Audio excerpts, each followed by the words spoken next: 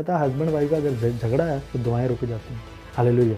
लेकिन अगर उनमें सुलह है तो फिर क्या, हालेलुया। इसका मतलब फिर वो पावर में, तो फिर दुआएं जो है सुनना शुरू हो जाती हैं आपकी आसमान पर, हालेलुया।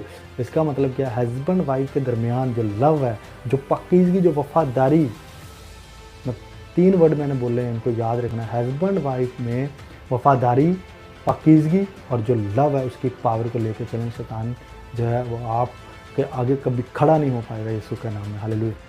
वाइफ हस्बैंड वाइफ का एक पवित्र रिश्ता होता है। अगर तुम सच्चा प्यार है ना हस्बैंड वाइफ का, सच्चा प्यार, मैं कहता हूँ दुनिया की कौन सी बरकत है जो तुम्हें नहीं मिलेगी।